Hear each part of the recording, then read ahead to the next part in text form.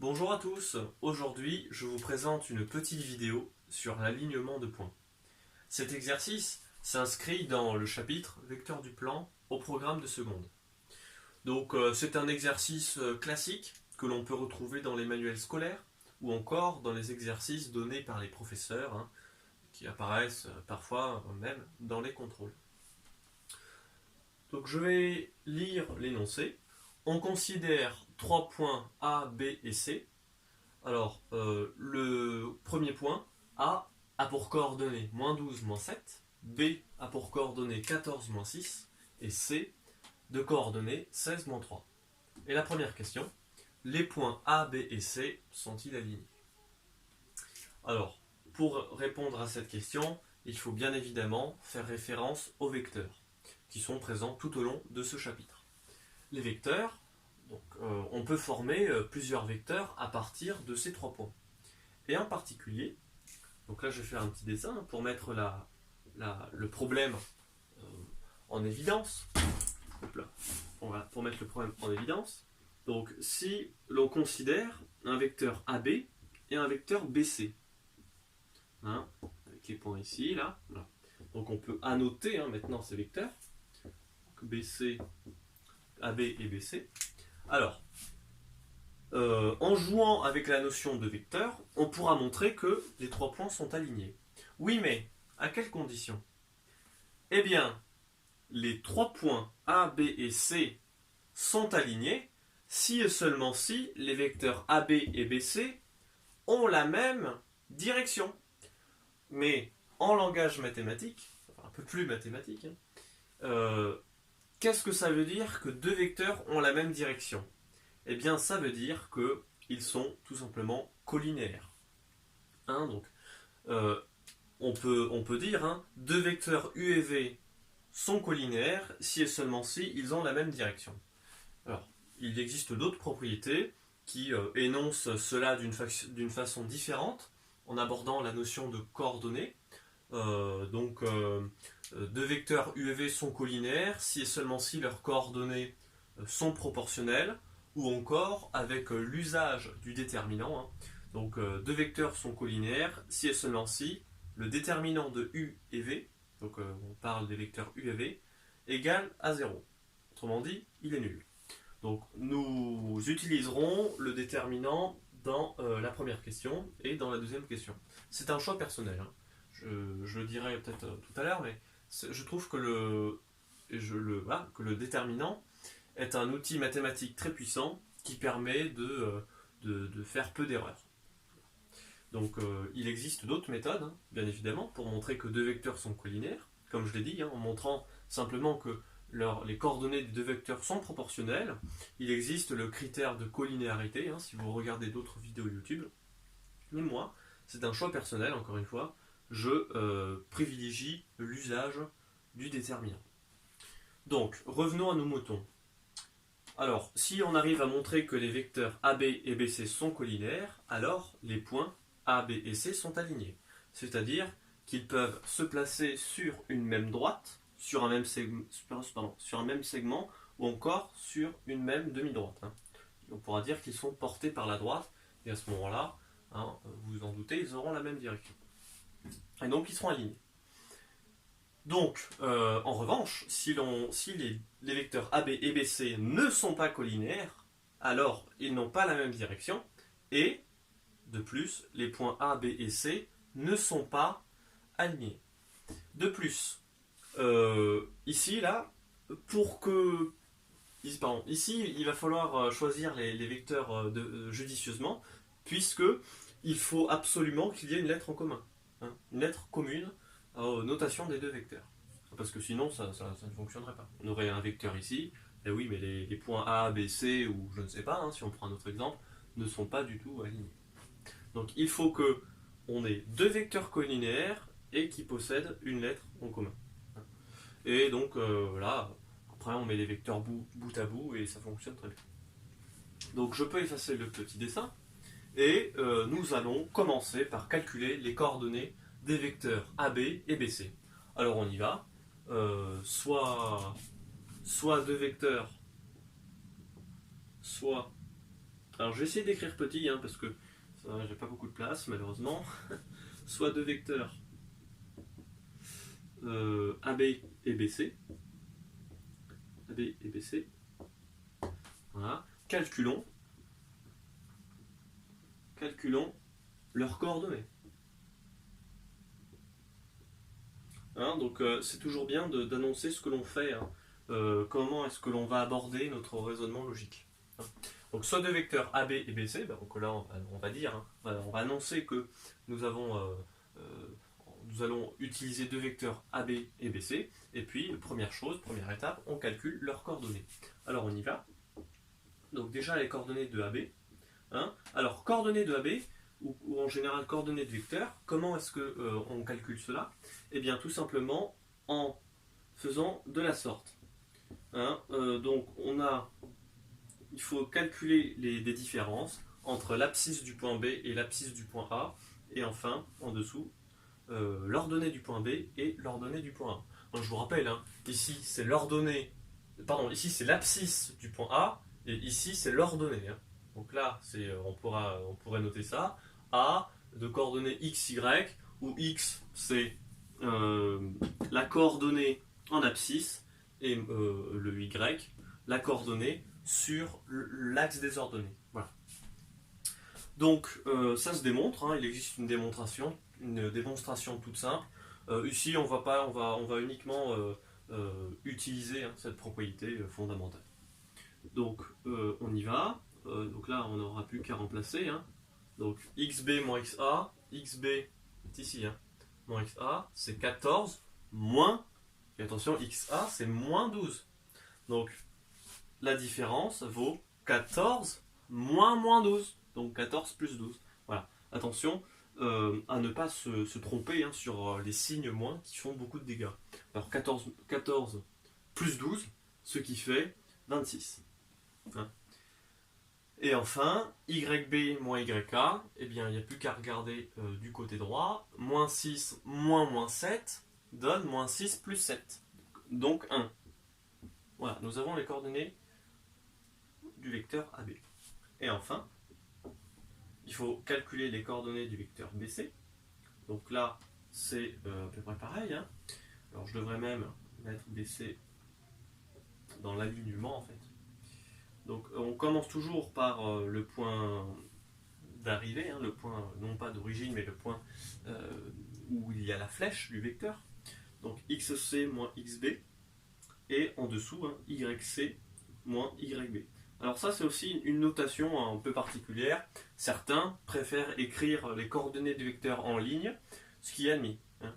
Mais moi je trouve que c'est un peu plus joli, hein, plus présentable, hein, d'écrire les coordonnées d'un vecteur en colonne. C'est aussi un peu plus original, on va dire. Alors les coordonnées de BC, voilà, on remplace, on fait comme pour AB. Hein. Donc xc moins xb, xc moins xb, 16 moins 14, il n'y a pas de problème, ça fait toujours 2. Et enfin, yc moins yb, donc on est là, yc moins yb, moins 3 moins 6, ce qui fait moins 3 plus 6, ce qui fait 3. Voilà. Alors, comme je dis en début de vidéo, maintenant, il faut regarder si les vecteurs AB et BC sont collinaires. Donc, dans ce cas-là, s'ils sont collinaires, alors les points AB et C, ABC, seront alignés. D'accord ? Donc, il existe plusieurs méthodes pour montrer que deux vecteurs sont collinaires. Donc, moi, je vais utiliser le déterminant comme je l'ai annoncé dans le début de cette vidéo. Alors, il faut maintenant, dans notre raisonnement logique, annoncer la propriété qui montre, par exemple, que deux vecteurs sont collinaires.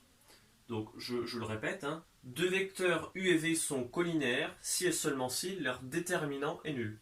Donc, on y va. Deux vecteurs sont collinaires. Deux vecteurs sont collinaires. Voilà. Si et seulement si. Alors ici, je vais abréger, hein, S et si, tout simplement parce que je n'ai pas de place. Mais dans les copies, il ne faut absolument pas utiliser les notations officielles mathématiques. Hein. Il faut obligatoirement écrire si et seulement si en toutes lettres. Hein. Il existe d'autres notations que les professeurs peuvent utiliser au tableau pour aller plus vite. Par exemple, théorème TH, tel que TQ, et j'en passe et des meilleurs. Donc deux vecteurs sont collinaires si et seulement si leur déterminant est nul. Si et seulement si leur déterminant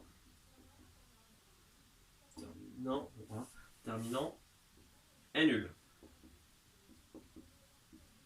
Donc maintenant, ça suppose qu'on va calculer le déterminant de AB et de BC, de ces deux vecteurs, et on va observer si il est nul.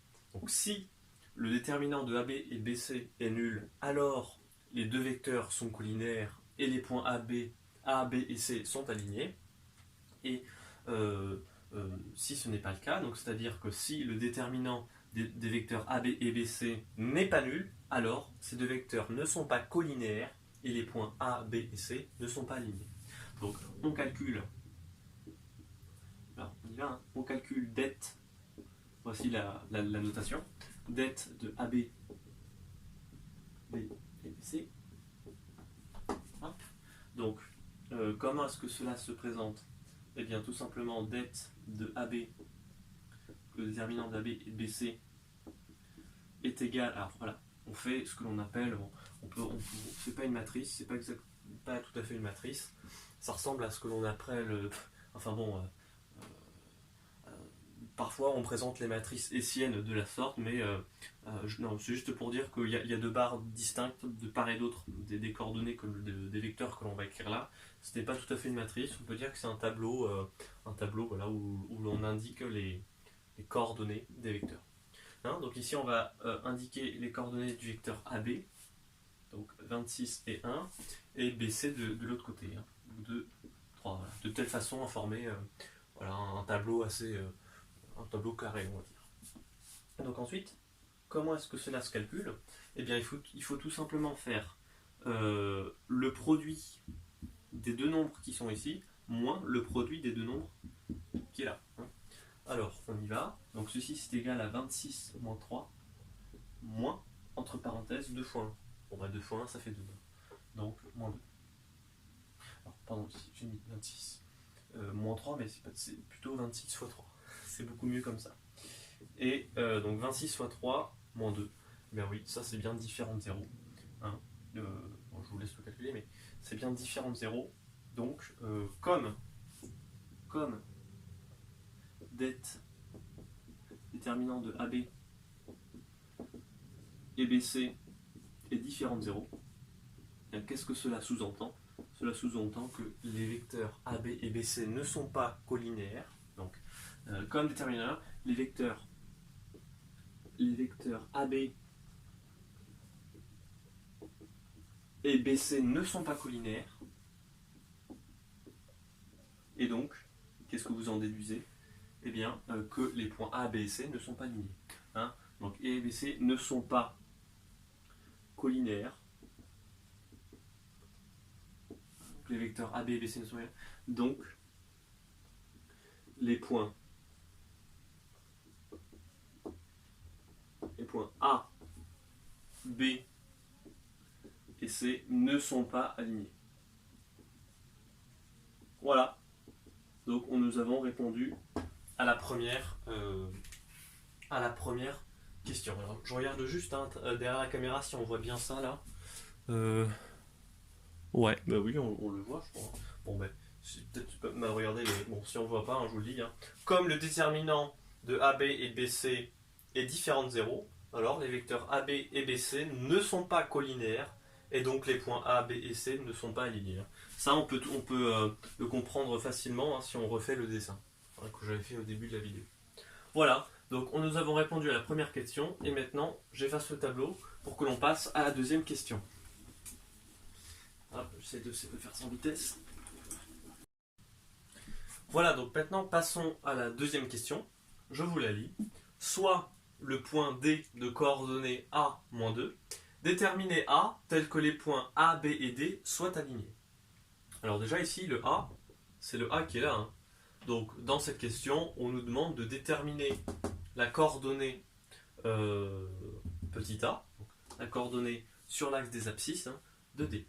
de telle façon à ce que les points A, B et D soient alignés. Donc, d'après la première question, hein, parce que déjà ces deux questions sont similaires, mais la deuxième est encore plus intéressante parce qu'on part à la recherche d'une coordonnée. Donc, d'après la première question, comme je disais, A, B et D sont alignés si et seulement si, donc là, dans ce cas-là, c'est si les vecteurs AB et BD sont collinaires. Autrement dit, s'ils ont la même direction. Donc, on peut déjà l'écrire. Les points. Donc, les points A, B et D. A, B et D sont alignés. Si et seulement si. Si et seulement si quoi? Si et seulement si AB et BD sont collinaires. Si et seulement si AB et BD sont collinaires. Voilà. Donc là déjà, ça rejoint la première question.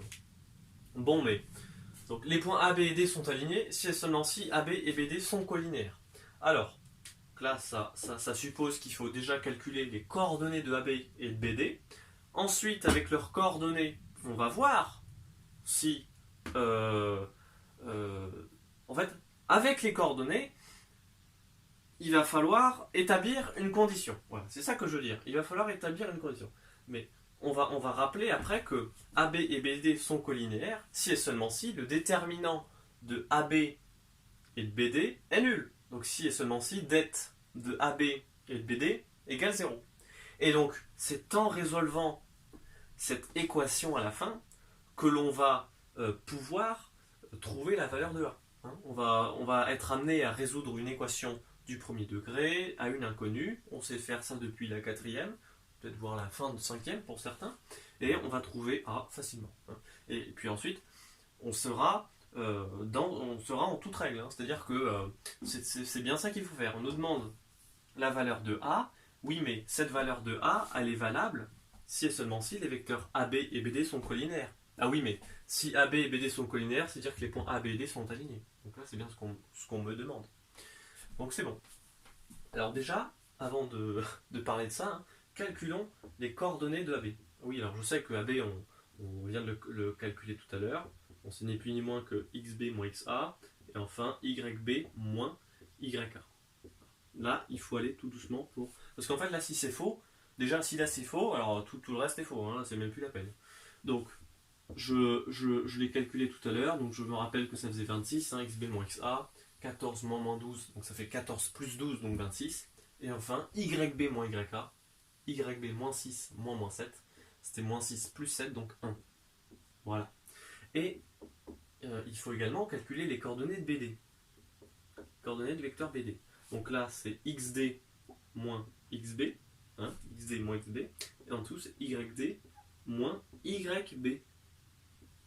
Voilà, donc ça, c'est équivalent à dire que BD a pour coordonnées XD moins XB. Alors, XD, il est là, c'est A. J'ai le droit hein, d'écrire des lettres, hein, tout comme j'aurais le droit d'écrire des lettres dans le calcul du déterminant. Donc, c'est A moins XB, donc moins 14. Voilà, donc là je ne suis pas embêté par les signes moins, hein, puisqu'il n'y en a pas. Et enfin, YD moins YB, eh bien YD c'est moins 2, moins YB. Donc moins 2 moins 6, ça fait moins 2 plus 6, ce qui fait 4. Hein, c'est ça.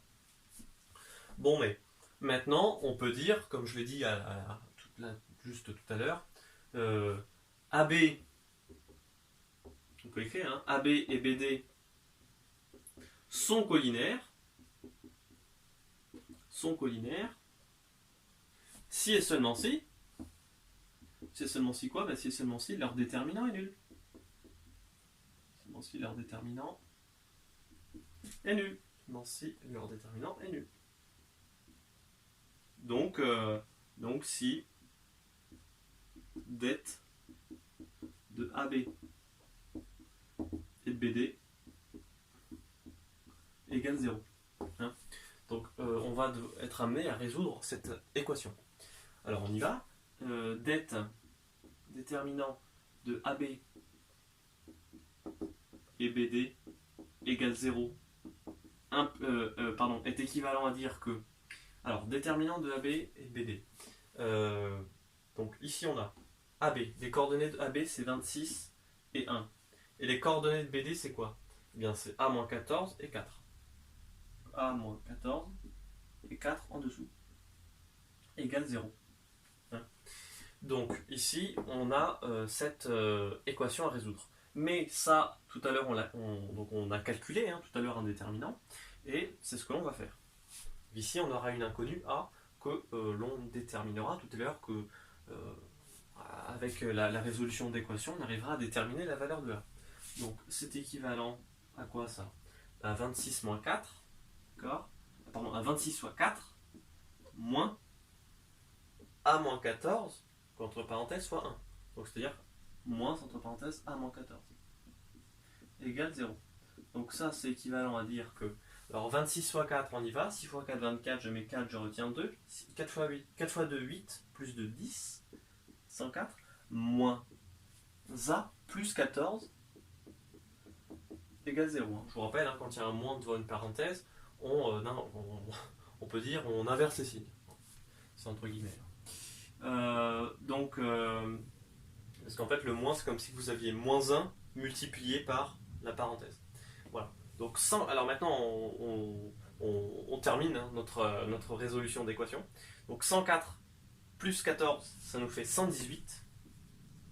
Pardon, 118. 118 moins A égale 0. Bon, mais ça, c'est équivalent à dire que je fais passer le A de l'autre côté. Faire passer, c'est pas non plus une opération magique. C'est-à-dire que j'ajoute A de chaque côté. J'ai le droit d'ajouter A dans chaque membre lorsque j'ai une équation. Donc, moins A plus A, bon, les A s'en vont, ça fait 0, est égal à A. Donc, 118 égale A, donc A égale 118. On applique que A égale 118. Et c'était le résultat à obtenir. Donc, après, on peut conclure en disant, donc, D a pour coordonnées 118 moins 2. Voilà. Donc en fait, lorsque j'ai D de coordonnées 118 moins 2, les points A, B et D sont alignés. Et pourquoi? Eh bien parce que grâce à ces coordonnées-là, D de coordonnées 118 moins 2, alors le déterminant des vecteurs AB et BD est nul, mais si, c'est ça, c'est comme ça qu'il faut raisonner, c'est-à-dire qu'après, si vous voulez vous convaincre, il faut un peu revenir en arrière. Mais si le déterminant des vecteurs AB et BD est nul, ah bah oui, ça veut dire qu'ils sont collinaires. C'est-à-dire que les deux vecteurs sont collinaires. Et qu'est-ce que ça veut dire que les deux vecteurs sont collinaires? Ça veut dire que les points A, B et D sont alignés. Donc voilà, c'est comme ça. Donc, grâce à A égale 118, on fait en sorte que le déterminant de AB et de BD est nul, c'est ça. Maintenant, après, vous pouvez remplacer. Vous pouvez remplacer A par 118 ici, et vous verrez que ce membre-là est égal à 0. Donc voilà, 26 fois 4, ça nous donne, comme on l'a dit, 104, moins, entre parenthèses, et bien A égale 118. Donc on a 104 moins 118 plus 14. Donc 104 moins 118 plus 14, et normalement ce truc-là, cela fait bien 0. 104 plus 14, ça fait 118, moins 118, on a bien 0. Donc voilà. Donc voilà, c'était pas non plus si compliqué que ça, mais bon, il faut quand même, un peu d'entraînement, parce qu'on ne peut pas non plus se plonger comme cela si on n'a pas un minimum d'expérience et de connaissances. Voilà, j'espère que ça vous aura plu, et on se dit à la prochaine. Salut!